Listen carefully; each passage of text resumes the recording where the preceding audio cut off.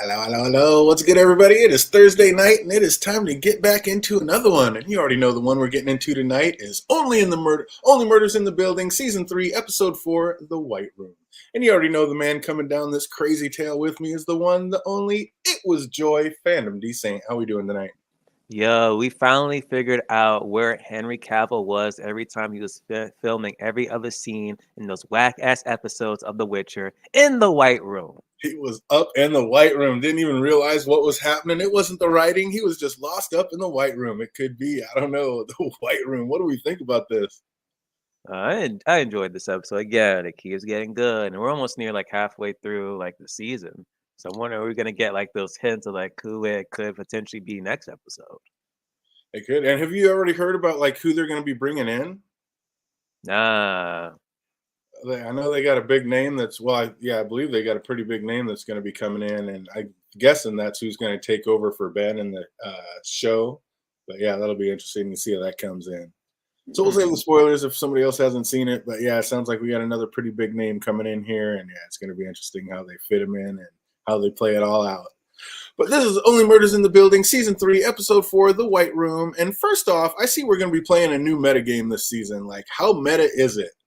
Like, we have Tobert from Grey's Anatomy with the show having Loretta being cast in a Grey's Anatomy spinoff. And then we had the whole Talk to You into Paramount Plus discussion. Like, that has to be a thing. They made mention of Little Shop of Horrors, which Steve Martin starred in back in the day. And that has me wondering, like, did Meryl Streep really audition for the female lead of that and lose out to Ellen Green? Like, that'd be an amazing little nugget that they just snuck in if that's true. Like, did you ever watch that? Like, that's from way back in the day.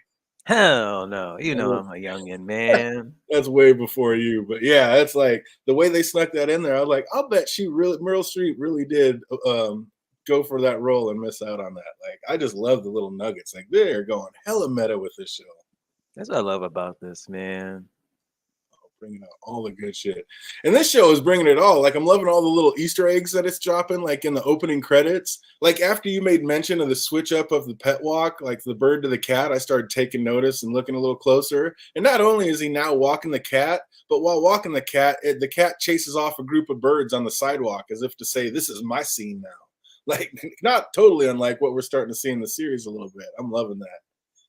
And also, if you notice, like, they put stage lights on the roof for the first episode. They put little blowtorch lights coming off water containers in the background in the second episode.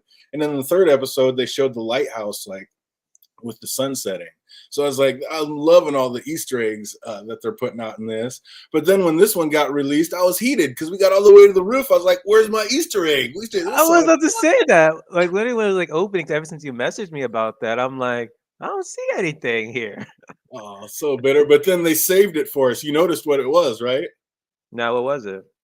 After they got to the roof and I'm all freaking out, then I saw when they start panning back down the building, instead of there being people inside all the rooms, about a third to half the rooms were just white lights. So they were all white. I see what they did there. Now I can't wait to episode 5 now. I'm telling you, they have the dopest Easter eggs in every one of these opening credits. And I wasn't even really catching on to it until you said something about that. So that was a great pickup.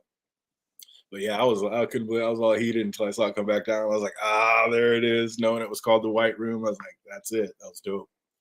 But they're also showing like a lot of black cats in the building. It seems like every other window in the opening credits has a black cat in it. Is this why the building is so unlucky, or is this some kind of foreshadowing? That's pretty much it. Unlucky. Wasn't Howard's cat like a black cat or something? I don't think his is black, but we do know Howard's boyfriend is deathly allergic to cats. Yeah. So is that going to be a thing later? Because I do remember, like, didn't he have like a dead cat that you like kept in a freezer? Oh my gosh, Howard, man! And I'm like almost side-eyeing Howard. Keep on mentioning this guy from, what was it, State Farm? Exactly, Moses. And I'm like, what's going on with him? Did he like do the murder and had like Moses help him out? Because he says, oh, if I need anything in a pinch, I call him Moses, and they keep mentioning Moses. So he better make an appearance or something. Oh, he's going to have to. What's up, Donald Rance? I see you out there. All good, buddy. Are you watching some Only Murders in the Building? If not, you should be, because this is an amazing series. Absolutely amazing. Watch all 3 of them if you haven't watched it yet. It's good. All 3 seasons. But yeah, something's definitely going to happen with Moses. They keep making mention of him. They haven't talked about this character we haven't seen this many times to find out that it's not. Oh, my gosh. What if can I just say the spoiler, or is that too big a spoiler? Who's coming in? It is an actor. It doesn't matter. Yeah, I think Matthew Broderick. They're going to bring in Matthew Broderick. Now, since I'm terrible with names, Ferris Bueller's Day Off. and I'm terrible with faces. You don't know? You've never seen the movie Ferris Bueller's Day Oh Off? my God, it's him? Yeah. Oh shoot. Yeah, married to Carrie from Only Sex in the City. Mm-hmm. Yeah, they're going to be bringing him in. So my thing is what if they bring him in and we find out in the end that he's actually Cousin Morris and he was just trying to break into Broadway this whole time? That's possible. You could have said Simba too, man. Voice Lion King of Simba. Oh, there you go. Bring it down a little. But yeah, that would be cool if they brought him in and we find out that Cousin Morris is actually Matthew Broderick, and the whole reason he was willing to finance this is because he actually wanted to break into acting and get. Oh, then he's definitely the murderer then, or one of them. He would have to be it. He's definitely one of it. Oh, that'd be amazing. So yeah, if they bring in Matthew Broderick to take over for Ben, and we find out that he's Cousin Morris, I would love that tie-in. That'd be great, and that'd be a sick call if we called it early. Also, is there anything like to the numbers in the show? Like season 1 had 1 killer, season 2 had 2 killers. The play was about a baby killer. Now that's been changed to a musical that has 3 babies. Is this like another meta way to say that there's actually going to be 3 killers in this 3rd season? Yeah, I can see it now. Because it's weird how it switched from like 1 to now 3 now. Like why it just had to be 3. Yeah, right? And I'm kind of keep it on theme. Like, are you feeling that? You think there might actually be 3 killers involved this year? Mm-hmm.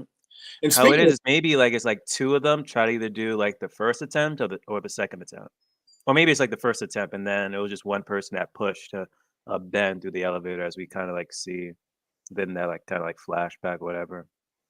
And speaking of 3s, will this turn into like a Full House situation and we're going to find out that like Ben is one of triplets and now 2 brothers are dead with 1 remaining? Could be.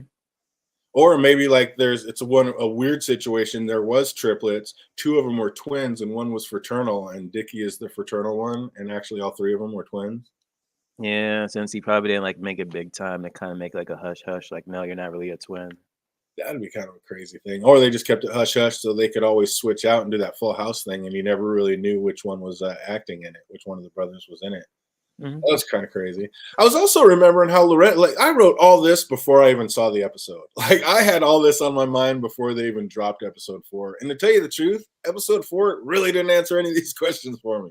So it just like fueled the fire, honestly. Exactly. So it's like, yeah, they just brought up more questions, if anything else. But yeah, I was just going nuts with this before I even saw this episode, like all this stuff on my mind. Like I was also remembering how Loretta just showed up in the first place. Like Katie, the stage manager, said she was a walk-in. But once Loretta got on stage, she said that her agent informed her that she was on the list. We now know she never even had an agent. She picked up Dear Brother Dickie as an agent. So why tell the lie when she was already in? Dun, dun, dun. See? Accomplice.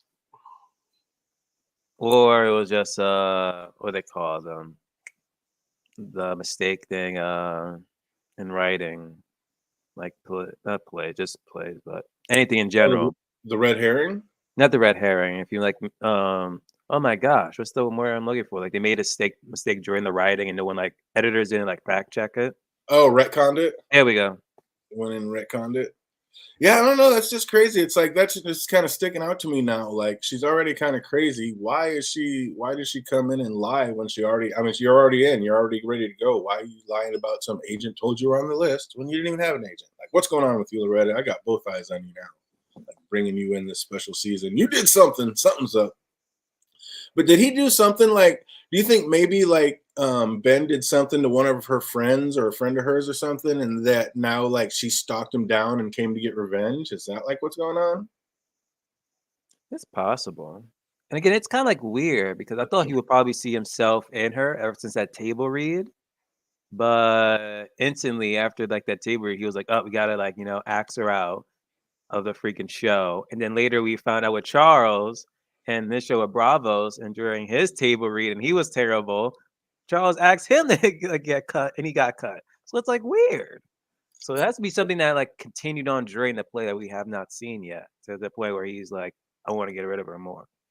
Yeah, because it seemed like he was not a fan of Loretta's fairly quickly. Like even when they first met, he made a huge production about the energy coming from her corner of the room, and then joking, not joking, kind of told her not to upstage him.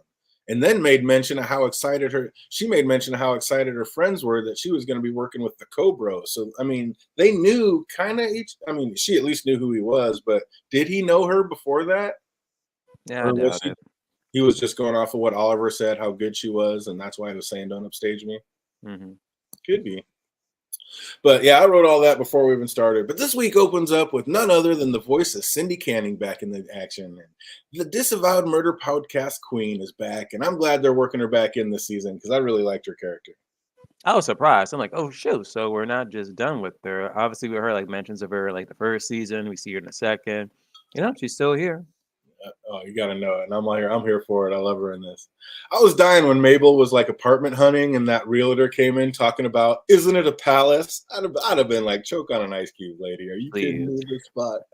And I live in New York, and like a year ago, I was looking for apartments, and like, oh my gosh, like it's true. It could be like literally that expensive and that just small of a space.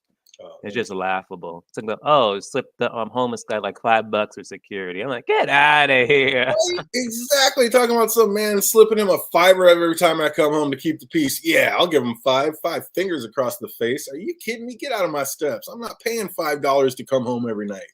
Like, dude, I was like, why would anybody ever live in New York hearing this kind of stuff? I was like, there's just no way I would deal with that. But yeah, like I would ever pay somebody to like pay $5 to get into my own home. Like that shit would add up quick. It's already expensive to live in New York. Like, I'm not trying to deal with it. And did we notice like how Cinda has her hair dyed blonde now, and now she has a blonde haired assistant that wears the same kind of glasses as her? So it seems like nothing has changed at all to me. Like seems like she's still the same controlling maniac, like maniacal, self-centered control freak she's always been. I think she even admits that to Mabel, and she's like, "Oh, did you really change when you went to that not receipt, the retreat?" And I don't think, and she went to the retreat, but nothing really happened and changed. She just took like some time off, whatever, because again, they were saying, "Oh, she's quote unquote canceled," Mm-hmm. but that's Absolutely. about it.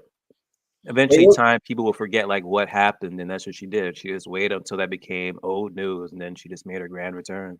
Exactly. People have the freaking memories of a tick. Just wait them out. But it was nice to finally get an answer to see who's been blowing Mabel up all this whole season. I thought it was the aunt. Right? I did not think it was the aunt, but I didn't know who it was. I thought it was going to be some crazy past lover from Brooklyn or something like that, like or one of her old school friends that she grew up with, trying to get a hold of her again or something like that, or like maybe bring up old boy from first season, the one who got put in jail for killing Tim Kono. Yeah, about to say like almost like all her friends are like dead except for like that one that went to prison. It's crazy. And speaking of crazy ladies, I was giggling right out the gate when Joy was saying like what the sweet spot in owning fish was. I was like, because one more and you become the crazy fish lady. No, I'm pretty sure you're already well over that line, lady. Are you kidding I me? was like, what? And then literally when she was like leaving, he was going to the fish store. He was like, "Oh, you can buy more fish." He's like, "Oh no, I'm just gonna browse, but maybe I will end up buying like another fish." I'm like, "So you are the fish lady, crazy fish lady." Oh man, there you go. Yeah, you gotta love. You got your Canadians in it. You got to be all up in this, and it is totally worth it. All 3 seasons, just absolutely amazing. Absolutely breaking it down. You know it. Oh man, yes, Star Trek not so much. I grew up more on the Star Wars realm, most definitely. But Joy has moved in with Charles and asks if it's all too much. And Charles says, no, not even close. But is this just like one of his better acting jobs? Like, do you think he was happy or not happy that Joy's living with him right out of the gate? And if so, like, why even ask her to move in? I think he loves the idea, but when actually was put into action, he was like, "Uh oh, maybe this is too soon." Because it's only been like what? I been like what 4 months? Yeah, Well, I that's think. how long they've been rehearsing the play. I'm sure it's been a little longer than that since he's been away from Psycho. Oh yeah, because it's been like 4 months, and then before those 4 months of like him getting the call, getting the people and things. So yeah, Big picture, is Joy good for Charles or too much of a distraction for his very vanilla, regimented life? both, a bit of both, honestly. Like you said before, it's like he knows he himself is like a bit like out there, but with thanks to Maple and Putnam. It's like they bring him back. Then his daughter as well. What's up, Jake? I see you out there. He says he's not sure that she's the reason he's stressing out. What do you think? Yeah, like literally. Isn't that in the episode? It kind of like confirmed it a little when he tried to like make that conversation about her moving, and the White Room happened. But maybe that's because he really didn't want her to leave. He didn't want her to go out. So he just didn't. I don't know. He is twisted up about something else. I don't know. Or it's just all too much. I don't know. Oh, they're definitely gonna have to touch more on that. But yeah, I was here for This the man White Room. was more nervous about making that talk than telling Charles that the play gotta go. Right? Oliver, yeah, exactly. Poor Mabel trying to get the podcast back up and running, but understandably, her olds are too distracted with the play. But she kind of has a point. There's literally about to be a murderer entering the room any second, and they have no game plan. Like, they need to get something going on. But Oliver drops the bomb. It's not just the play that's on his mind. The self-proclaimed New York's most unattainable bachelor is in love. Well, we went from 0 to in love mighty quick, didn't we? Yeah, but again, like how long he's like been in a relationship besides with what is it? Dipping sauces? So finally, since his like divorce, I don't think his ex-wife is alive, right? I think they had a No, divorce. she's alive. Like, they talked. Yeah, so yeah, I forgot about that. So yeah, like so who But knows how that break. you think it's been since his ex-wife since he's hooked up with anybody or been with anybody? It seems like it because he really doesn't like in the first 2 seasons. He doesn't really mention anything. He said himself like he's been a bachelor for who knows how for X amount of years. Yeah, it could be. He's the most unattainable bachelor, but yeah, we shall see. I love how Oliver is trying to like steer the murder suspects towards like the ones least important to the play. Like, definitely not Kimber. She's got over 2 million TikToky peoples. And she's the only one who can sing. Oh man, it's fantastic. Then the series isn't even going meta. Like, they just straight up spell it out with Kimber saying Ben looks like a 50-year-old baby because of her anti-aging serum. Like, I just love how they lean into all the stuff, like the real life stuff going on, because everybody talks about how Paul Rudd is ageless, basically. Oh, but when you look at that photo of like the suspects, there's like 3 rows. So far, like that last row of people, like they seem like they're practically extras. Then that second, the first and second row, we pretty much like seen like every single person, or like probably suspected them, except for like the stage manager. We have yet seen the stage manager since the first episode. That's true. Could be Katie, the evil little Katie. She's the ultimate grump, Oliver says. But then it's time for rehearsal, and Oliver decides to start with the Charles Patter song. And oh my, like, what happened next can only be described as pure transcendence. Like, he just went to a place I have never seen or heard before. Oh, Charles, what the actors say, made his way to the White Room. And have you ever? Oh my gosh, that was something. I was like, what the hell's going on here? Why did it transition? And then he just comes back, hair done up, like freaking the babies all over the place. As everyone's just staring at him. He was like freaking no pants on. I'm like, what the hell, Charles? Oh my God. How did this man end up in a cradle with his pants off, holding a baby in one hand and a shoe in the other? Like, the pure look of terror in his fellow castmates' eyes was priceless. Like, that was amazing. Like, he went so ham, his hair went from straight to permed. Like, what was this man doing? And it's not even that long of a song for him to do all of that, honestly. Oh, the giant tamer actually loves the song. She was walking around the apartment singing. She absolutely loves the songs on here. But Howard said he needed to step out to call his therapist, and it looked like a few more in that room needed therapy after witnessing that spectacle Charles just displayed on stage. Like, it must have been a pure horror show. But then Howard comes back and says that he was lying. He didn't call his therapist. He doesn't even have one. And he once again called his cousin Moses. What is up with cousin Moses? Something going on with this man. He's definitely going to have to come out in the next episode or two to see why they make it such a spectacle of this guy. But speaking of Howard being way out of line, like, what is it, his infatuation with Mabel's sweaters? Like, what was that all about? I think he was always like that with sweaters, though. He just has an infatuation with all sweaters, and Mabel's are the best. Yeah, even I think like you always see it in sweaters like throughout the season. In a sweater. The man appreciates a good sweater, but he was taking it to a whole nother level talking about Mabel's. I was like, I think as if like it was like you and whiskey. Like someone says, "Oh, I left my whiskey like that's over like 500 somewhere," and then they start talking about it, like, "Oh shit, we got to go back." we gotta go get the whiskey. Okay, I like that analogy. That's a good one. Makes me understand. Oh, back home, Charles tells Joy what happened at the rehearsal, and she actually gave him what seemed like some good advice. But as usual, Charles had to take it to a whole nother level. And meanwhile, Mabel and Oliver head over to the theater, only to find that Kimber is already there. And it seems like she set up shop and runs it all from her dressing room. So, is this putting her back on the suspect list, or did she more clear her name in this episode? Do you think? One, it goes back to the opening episode of the episode where again, New York ain't cheap. So hell, she had to use this for some type of like setup. But I don't know. From this alone, like just steer us back a bit. Because again, we said it's like in like the what third episode. It was like too soon, way too soon. Hey, what's up, AK? Feel better out there? Hope you're feeling all right. Oh man, that's way too soon. But yeah, the sweater therapy is on a whole different level in this thing. She's just a squatter. You think Kimber's just squatting in there, and she actually is living in her room in there? That'd be funny. That's a cheap way to do that it. too. Just keeps getting Broadway plays and stay living in your room. That'd be the way to do it.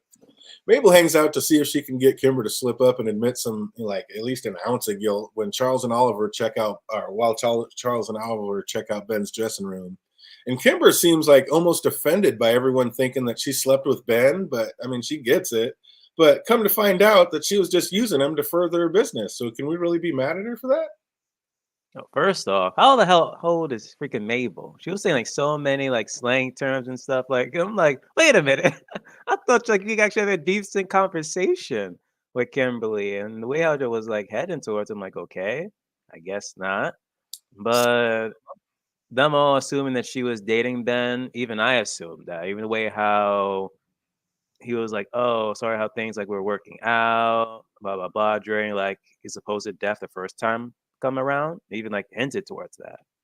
But even like no, their first meeting, he was like pretty much hitting on her. Oh And I yeah, was he's like, like, this is a I everyone didn't just know he like had. everyone was like assuming this, but hell, it's been done before. Cersei move. Yeah.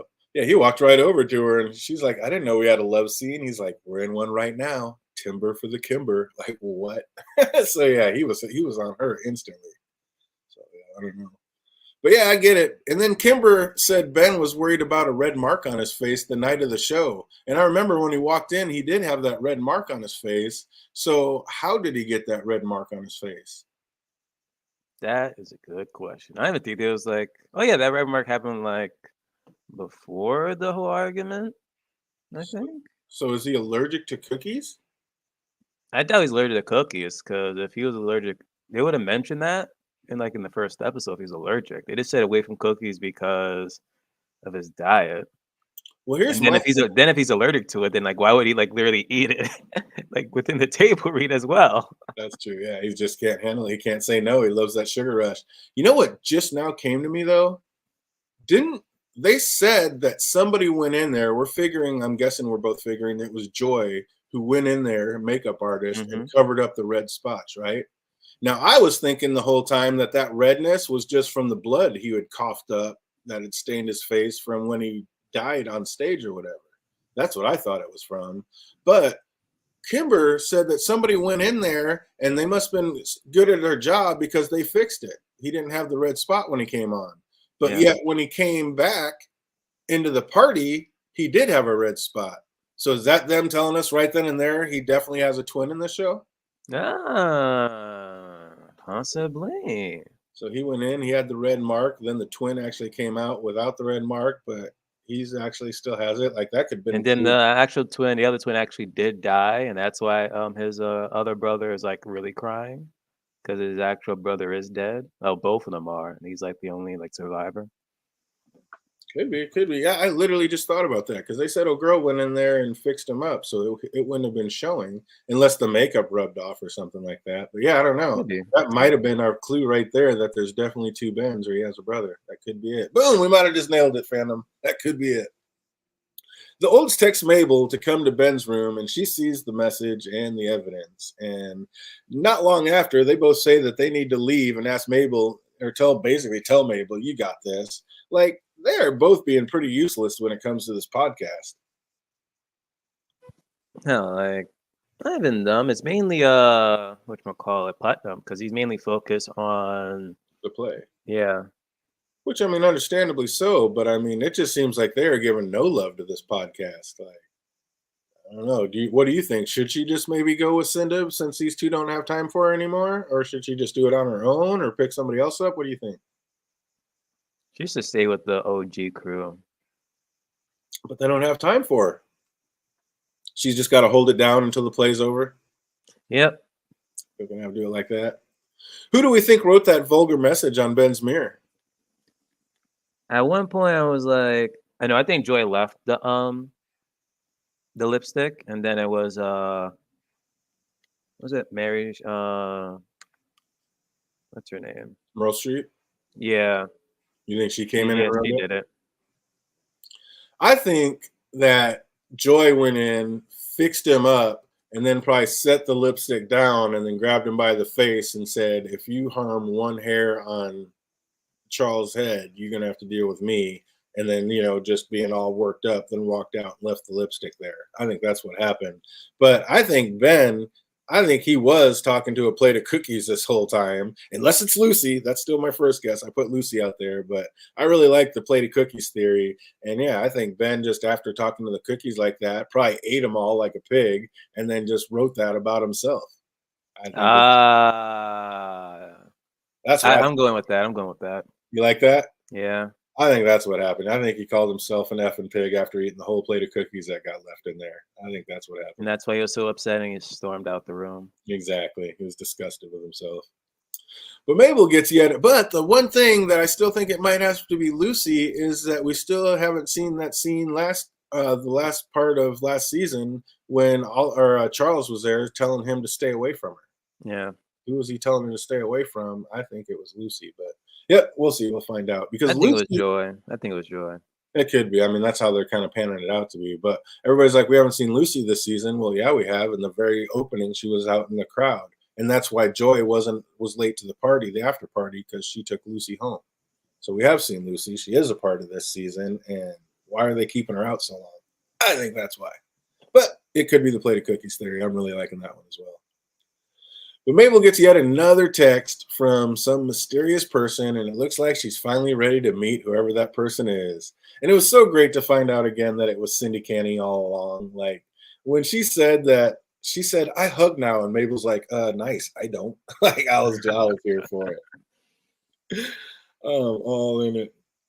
Oh, man, Jake, the OGs are funnier for the cast. Yeah, definitely. I mean, I hope they stay together too, but like I said, they just don't have time for it right now. But you think Ben wrote the message? Absolutely. I think Ben wrote the message about himself too. I feel pretty strong on that one. But it seems Cinda's ready to go Oliver Putnam and get back into the game after being ostracized from her true love for so long. And against her better judgment, Mabel actually sits down and hears her out. So I don't know. Do you think she's going to cave and actually let Cinda back into her life, or do you think she's going to tell her to F off? No, it was like, what, 2 or 3 zeros she put on that check? I would have took a gander at that check real quick first. Right? How many zeros are we talking about? Like, did we go from 10 to 100, or did we go from 1,000 to 100,000? Because that extra zero matters. Gosh, and even then she was like, wait a minute, I can't afford this. I could take you back. No. Like, ooh, good. Okay, thank goodness you didn't take that one. But the middle one's still on. Like, oh, man, that's insane.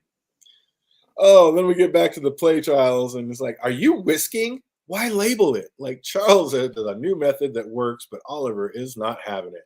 And once again, makes him drop the hand gestures, and it is back to La La Land in the White Room for Charles. And I was all for it. I mean, these White Room series were just crazy. Like, this episode was just on a whole nother level. We haven't seen anything like this, really. But when he comes back, there's been some improvement. Like, at least he still had his pants on. Yeah. This man. This time he said some like vulgar stuff to the point that the freaking pianist, who was like a Christian man, was like, this thing that he should have even heard, and he went to his freaking priest. Oliver said, "Find a priest, pray it out." That's amazing. Oliver takes him in his office and pours him a drink, and he thinks like what's really bothering him is the fact that Joy has moved in. And I don't know if he's wrong, but Jake thinks not really. What do you think? You think Jake thinks it might be something else? Where are you at with that? It's either A, the moving in with Joy, B, he's starting to realize that he was the one that did the murder. At least the first one, at least. He went white room on it and killed him. And there's like something with his subconscious mind is getting triggered within the play. That like he's seen or done something, and it's like something with his mind. Either he killed him or he's seen like the actual murder, but he can't fully remember, and it's something with his subconscious mind is like triggering the white room. Did somebody like hypnotize him, and every time he hears a trigger word, he just goes to the white room? It's not even anything to do with the song. It's like something triggers him. And that's what I'm saying. It's probably Joy again. Oh, Joy done put it on him. Just hypnotized my man. Turned him into a murderer. Joy, don't do it. I knew something was telling you. Like, look at the baby. Look at the babies. 2 males, regular bald-headed, but that one with the curly hair. And when he said curly hair, triggered right room. Joy is doing it. What do you think? Did Joy bulldog her way into moving in with Charles? Like, if he's this against it, maybe he never really wanted her to, and he just couldn't say no. Like, did she kind of force her way into moving in? He's probably a yes man. A honeydew, yeah. He definitely wasn't ready for over 50 fish to be moved into his living room, so I know that's a little off-putting. You said 50? I said over 50. Yeah, isn't it like, I think it was like, what, 62? I think. I know it's a trivia question. We'll find out. He said 62 is like 61 is you're just one short, and 63 you become the crazy fish lady. And yet she's about to be, literally, she's going to go to the fish. And then she said she's going to buy one, definitely, for sure, I'm going to go buy another one. So yeah, she just lets it be known she is 100% definitely the crazy fish lady. But back in Cinda's office, she's pitching Mabel pretty hard. She wants back in the game and realizes Mabel has a real knack for this biz. Mabel's already looking at the shacks that she can't afford to move into. What do you think? Should she be considering Cinda's offer? Like, she does need some money, or would she just be better to stay off on her own? I wish that she just stays with the OG. That's what I would do. But same time, she has to get a place. So I kicked her out. And then Charles, like you said, they're like living their best lives. Because Charles is pretty much retired over Brazos money. And then Putnam, well, his days of doing like stage plays and stuff is going to be numbered with this whole like, heart attack thing. Yeah, that's a lot of fish for a 40-gallon tank because she's a crazy fish lady and doesn't know when to say when. Absolutely. He was singing when he witnessed the murder? What do you think and what murder? And what murder did he witness? I don't know. I don't know which one he's talking about there. But Mabel let it slip that she's deep in a case right now, and Cinda acts surprised, but figured out like which one instantly. Was Cinda full of crap? Did she already know all along that Mabel was in on this case? Repeat that? Mabel let it slip that she's already in a case right now, and Cinda's like, who? What? You're in a case? And then she's like, and she figured it out instantly. So was she full of crap? Did she know all along exactly what Mabel was doing? Yeah, that's obvious. Like, if the murder happened within the building, the first two were like literally about the murders in the building. It's obvious. And again, like she said herself, like she was canceled, she's making a grand return, but she doesn't have anything hot right now. And what's hot right now? The Ben murder. That happened literally right there on Broadway, which of course she would have heard about. Of course she knows about it. And of course she's just playing Mabel trying to get a foot in the door on this action. Like, yeah, she's probably been following hopefully Mabel doesn't fall for it. She's spying on Mabel. She knows everything about her. Yeah, I don't think you're wrong about that. What's that, Phantom? Yeah, hopefully Mabel doesn't fall for it. Yeah. Next thing you know, she's going to don her hair white and have glasses. That would be amazing. Charles tries to break it to Joy that he doesn't think it's going to work out, but she says people are like fish in her tank. They just need to get the pH balance right and everybody thrives. And for a third time, what is it with the number 3s this season? But for a third time, the man heads into the white room. And I just like I said, I like how he goes so ham that his hair is straight when he goes in and like straight up permed when he comes out. Like, this is amazing. And this time, instead of juggling babies, he comes to find out that he's actually proposed to Joy while in his unconscious state. And then Oliver Right? Like, but so do you think he did that like just because he was going ham and going crazy and freaked out? Or in the back of his mind, is this kind of the direction you think he really wanted to take the relationship? He loves her. He would probably want to be with her, marry her, but oh my gosh, the white room, man, the white room. Ooh, I don't know. I mean, to take it to a place like that and to actually like Because get down it's on the a knee, subconscious mind, though. It's like really making him like, yeah. you know, the puppet to his So that, puppeteer. so that's what makes me think maybe this is the direction he actually wanted to go. He's tired of being alone and he did want to do this. It's just he didn't really have the wherewithal in him to do it. So it took going to the white room to be able to propose. Like maybe he actually does want to do this. Or do you think like this was just him going ham and he's gotten himself into a hole he's going to be have to dig himself out of now? And that's why I think, hey, just hopefully Joy's the murderer and boom. But then again, that'd be like the second season where now like the person Charles is dating ends up being the murderer. That'd be crazy. You think I got? Do you think there's anything to this number threes, and there's actually going to be 3 people in on this murder? Oh my gosh, Eve has 63 for a fish, crazy fish lady. She's the murderer, DJ. The third Oh baby with curly hair. Boom, there she goes again, DJ. no, there's three. There's three. There was one in the first season, two in the second. There's definitely three for this season. There has to be. I'm sticking with it. There are 3 people in on the murder this season. I'm sticking with that. So while standing there with Oliver and Mabel walk in just in time to hear it and give some last minute snark. And while standing there with jaws wide open, Joy notices Mabel has her missing lipstick. And there's nothing worse than having an incomplete set, moving their suspicion from Kimber as the killer over to Joy being the number one suspect. Anyway, we find out that Joy's the killer. You really think that Joy is the killer in this? It's not too obvious? It's one of the 3. That's my money on one of the 3. Wow. You think Joy wrote that note on Ben's mirror, or you think it's Loretta who wrote Nah, it's that? Ben. It's Ben. You're That with me at convinced this me it was one Ben. now? Oh, that was pretty much it for the White Room. What do we think of this crazy episode? It was a good episode. Good. I'll give it like a 7.5. 7.5. I'm right there with you. I give it about 7.5, maybe even an 8. It was I think I liked it better on the second watch through when I started noticing more little ticks with it. Like you definitely had some little things stuck in there that I might not even notice the first time through. But the sweater scene was ridiculous. But yeah, I don't know. This one just seemed like it was shot a little different. Maybe it had a different director. I don't know. But yeah, it just had a little different flavor, and I don't know. I liked it. It wasn't too far away from the original, but just enough to keep me interested. But that's going to do it for this one. We got just a couple. Actually, I got quite a few trivia questions I knocked out on this one. This one just seemed to have a plethora of stuff. So we'll see if anybody remembered anything. If you watch the show and you know these answers, write them in the chat box. If you're watching later, put them in the comment section down below. How big was the so-called palace apartment that Mabel was shown? 20 square feet. I don't know. 20 square feet. Seemed like it. Oh, Jake says happy with the season so far. Yeah, I got no complaints. I mean, they're moving it along. Last episode was a little bit of a filler, but I was still here for it. But yeah, It had a Funko Pop. How was it a filler? right. Yeah, no, I'm not too mad at it. Like I said, this one's pretty good, and I'm excited to see where it goes. Oh, look at Jake bringing it home right out of the gate. If we stalled long enough, I knew he'd get it. 400 square feet, 460 square feet, exactly. What did Cinda say she currently had nestled in her privates? Was this some type of marble or something? Or egg or something? Heard that and I was like, what the hell? It was 100% a jade egg. We'll give you that one. Close enough. That was ridiculous. Like, Cinda, where are we going with this? Yep, she said she had a jade egg nestled down there as she spoke. How much was the rent for the apartment that Mabel was shown? Isn't it like 20K? No. Oh, wow. She wasn't buying it. She was renting it. I mean, you'd be surprised how much rent in the city alone. Right? Like, oh my god. She did call it a palace, but not quite that much.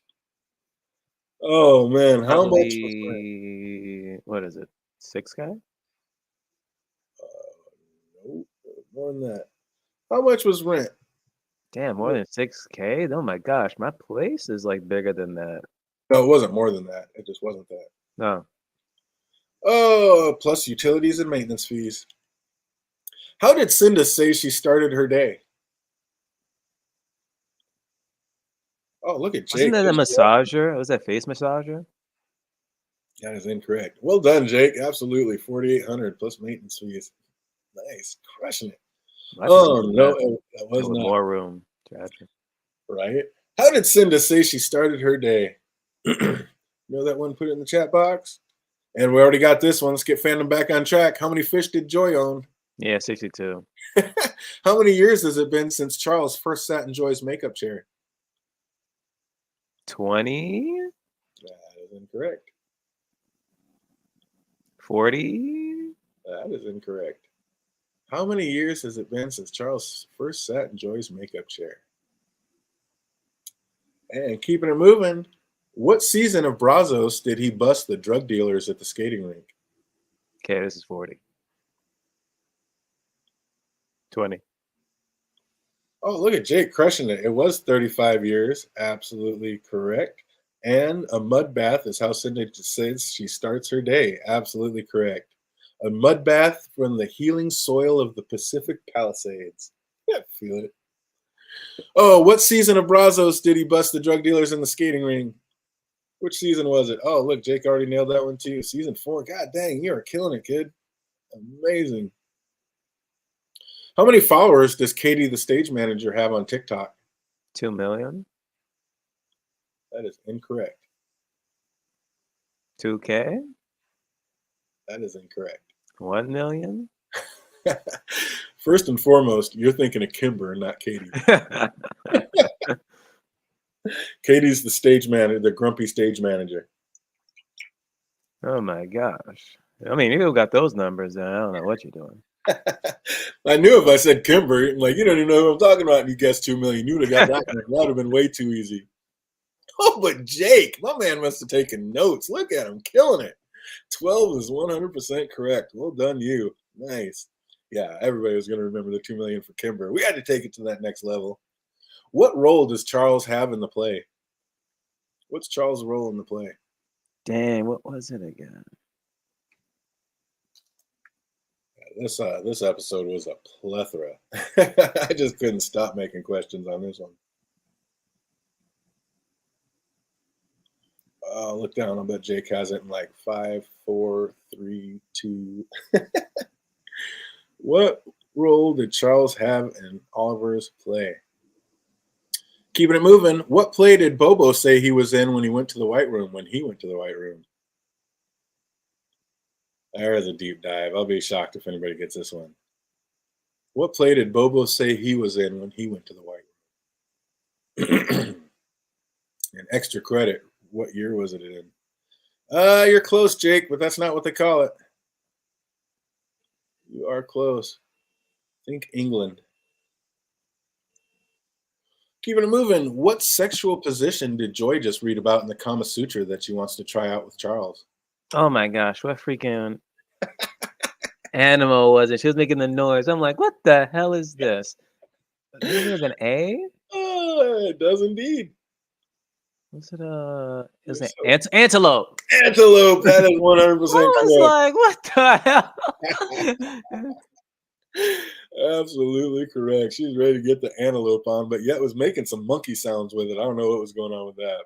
And that's what Charles kept hearing every time he kept coming back out of the White Room with some monkey noises too. So I don't know. Maybe it's the sex that he's having a problem with Joy. Maybe something going on in the bedroom that's got him all clustered up. Who knows? Maybe that's what we'll find out it is.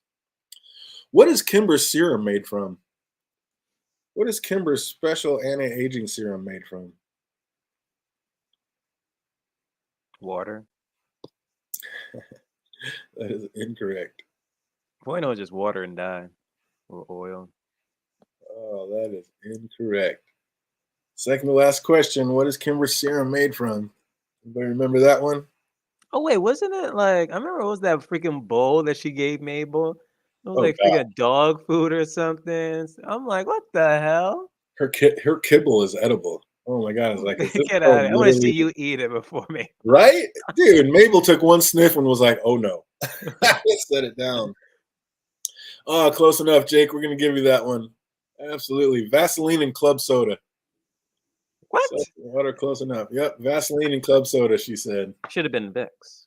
100%. That was it. And last but not least, you already know we're going to leave it on a question like this. What whiskey did Oliver pour Charles while trying to figure out what was really bugging him? Wow, of all things for me to write down, I should have wrote this down. Right? I mean, come on. You got to know coming from this channel. What whiskey did Oliver pour Charles while trying to figure out what was really bugging him? It wasn't the whiskey Nick Fury was drinking, I guess. No, it was not. Not on the other end of the spectrum. That was one of the most That would have expensive. been crazy if that was. I've been like, hold up. That'd have been a sick tie-in. No, Nick had one of the most expensive, rare, and hard to find whiskeys. This is the complete opposite of that. Oh, this is like a buy from the corner store. Yeah, this is the most basic, general, millions made everywhere, easy to get. Oh, that's a good guess, Jake, but incorrect. I will say it starts with that letter, though. There's your only hint. It's a pretty big hint, though. If you guys know that one, write it in the chat box. If you're watching later, put it in the comment section down below. But all in all, how are we feeling about this season so far, fandom? Loving it every step of the way. Still wondering who this damn murderer is, besides Joy. Such a fresh, besides Joy, such a fresh little twist and take off of what we've been doing. So yeah, I'm definitely here for it, loving it so far, and very excited to get on to the next one. And I'm guessing that might be when they bring old Ferris Bueller in, so it'll be a cool little twist in where they take it from here. And I would love if we called that, if they bring him in and he ends up being Cousin Morris, and the whole reason he wanted to finance it's because he wanted to break into Broadway and be acting. That would be such a dope tie, and I would love that. Hopefully that's it. Ooh, that's a great guess with another J, but that is incorrect, Jay. Oh, man, so that's going to do it for us. We are going to be back, I believe. Man, I don't know if we can get the turnaround done fast enough, but probably. What do you think? Would you rather try to do Murders in the Building on Monday? Or I think we should probably just keep it like this. Do Murders in the Building on Thursday, and we'll do a start Ahsoka on Tuesday. What do you think? Mm-hmm. You ready for that? Yeah, Tuesday Ahsoka and then Murders on Thursdays. Perfect. That'll actually give me an extra day to write the murders, so it's not such a crunch. So that is going to do it. That's how we're going to play it out. We're going to keep Only Murders in the Building going on Thursdays, and this Tuesday we're going to be starting with the new Ahsoka series and reviewing the first 2 episodes that they just dropped. So that's going to do it for us. Hope everybody out there. Oh, Thursday, not Thursday. Tomorrow, Friday. Game of Thrones trivia. All things Game of Thrones. There you go. Keeping it trivia. Make sure you get over there, check out the channel. Make sure you're subscribed to them. All things Game of Thrones, taking it back to the homeland. So that's going to do it for us. Hope everybody out there is having an absolutely fantastic week, and it only gets better from here. Until we see you on the next one. Be easy, everybody. Have a great weekend. It was Joy.